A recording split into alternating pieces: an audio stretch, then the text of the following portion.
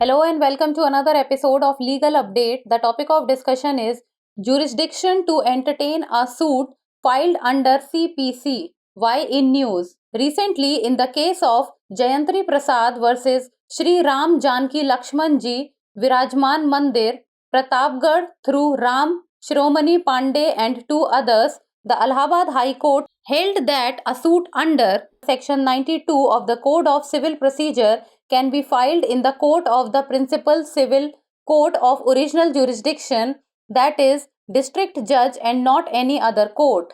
Background of the case: the plaintiff claimed that the Shri Ram Lakshman Janki Ji Virajman temple was constructed using their donations. They filed a suit under Sections 91 and Section 92 of the CPC seeking a declaration and perpetual injunction and requested the formation of an 11-member committee and their appointment as the manager of the temple.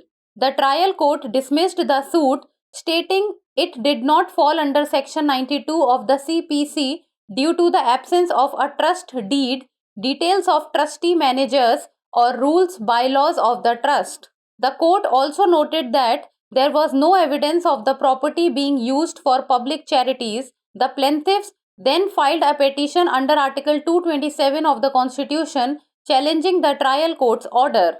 Court observation: a bench of Justice Subhash Vidyarthi held that a suit under Section 92 of the CPC and Section 2 of the Religious Endowments Act 1863 in the state of Uttar Pradesh can only be filed in the court of the principal civil court of original jurisdiction, that is, the court of the district judge, and not in any other court. The district judge can decide the suit himself, or he may transfer it to an additional district judge. Section 92 of the Code of Civil Procedure 1908. This section provides for procedure for filing a civil suit by a charitable trust against a third party. This section protects the public's interest in public trust and charities. Section 92 Clause 1 specifies conditions and procedures for filing suits related to public trust for religious or charitable purposes, focusing on trust administration and addressing breaches. Section 92 Clause 2 states that suits under Section 92 Clause 1 must be filed strictly in the prescribed manner and by the authorized parties. Section 92 Clause 3 allows modification of the original purposes of a public trust if the objectives have been fulfilled, cannot be achieved, or require alteration for effective use. Case law: Vishwanath versus Shri Thakur Radha Ballabji, 1967. The Supreme Court held that to invoke Section 92 of Code of Civil Procedure 1908, three conditions must be satisfied. The trust must be established for charitable or public purposes. There must be a breach of trust. A court order is needed for the administration of the trust. Now it's time for the practice question. What is the purpose of Section 92 Clause 3 of the Code of Civil Procedure 1908? To dissolve the trust, to permit modification of the original trust purposes if certain conditions are met, to remove a trustee, or to define criminal liability. Send us the answer in the comment section. That's all for today. Thank you so much for watching. CPC के तहत दायर मुकदमे को संबोधित करने का क्षेत्राधिकार चर्चा में क्यों? हाल ही में जयंत्री प्रसाद बनाम श्री राम जानकी लक्ष्मण जी विराजमान मंदिर प्रतापगढ़ के साथ राम शिरोमणि पांडे और दो अन्य के मामले में सिविल प्रक्रिया संहिता की धारा 92 के तहत इलाहाबाद उच्च न्यायालय का वाद मूल अधिकार क्षेत्र के प्रधान सिविल न्यायालय यानी जिला न्यायाधीश की अदालत में दायर किया जा सकता है, किसी अन्य न्यायालय में नहीं। मामले की पृष्ठभूमि: वादीगणों ने दावा किया कि श्री राम लक्ष्मण जानकी जी विराजमान मंदिर का निर्माण उनके द्वारा दिए गए दान से किया गया था। उन्होंने सीपीसी की धारा 91 और 92 के तहत एक वाद दायर किया, जिसमें एक घोषणा और स्थायी निषेधाज्ञा की मांग की गई और एक 11 सदस्यीय समिति का गठन तथा उन्हें मंदिर के प्रबंधक के रूप में नियुक्त करने का अनुरोध किया गया।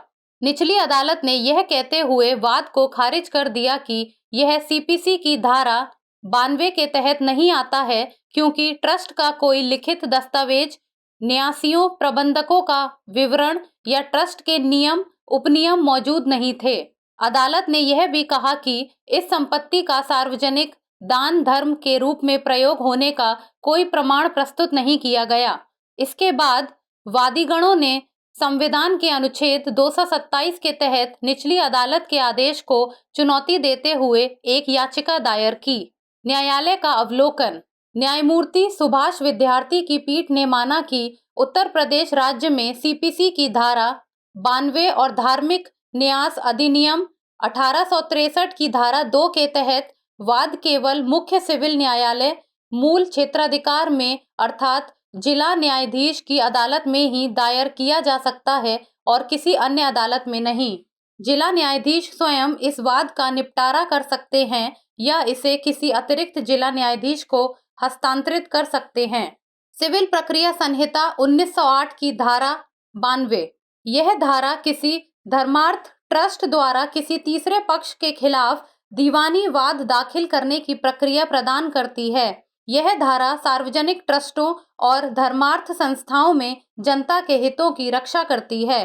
धारा 92(1) धार्मिक या धर्मार्थ उद्देश्यों हेतु सार्वजनिक ट्रस्टों से संबंधित वाद दायर करने की शर्तों और प्रक्रियाओं को निर्दिष्ट करती है, जिसका मुख्य उद्देश्य ट्रस्ट के प्रशासन की देखरेख और उल्लंघनों को संबोधित करना है।